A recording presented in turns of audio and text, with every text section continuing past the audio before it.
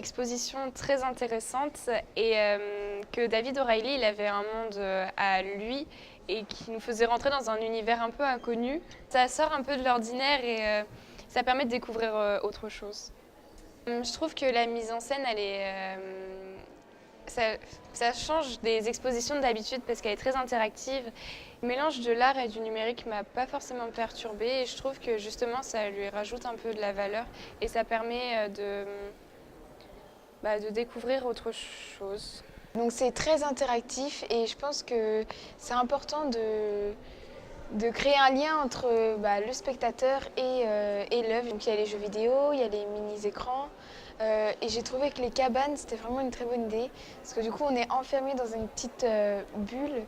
Et du coup, on est vraiment seul avec l'œuvre. On a pu voir aussi, j'ai trouvé ça sympa, comment il crée son œuvre d'art en fait.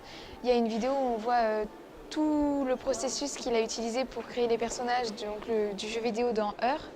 Et j'ai trouvé ça vraiment sympa. Enfin, on voit les logiciels qu'il utilise. Du coup, j'ai bien aimé l'exposition par le fait du mélange des deux univers du numérique et aussi de l'art par certains tableaux qui sont faits. Et oui, j'ai trouvé ça original comme exposition. Et on voit quand même que c'est réfléchi, c'est recherché par le fait oui, qu'il a fait ça depuis les années 2000. J'ai trouvé que la mise en scène était bien parce que il y avait diverses manières de regarder les œuvres et de se les imprégner.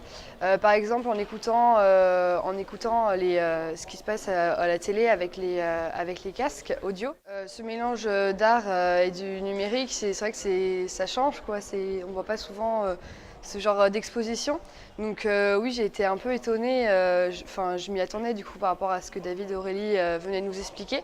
Et oui, j'étais très étonnée, mais positivement, c'était bien.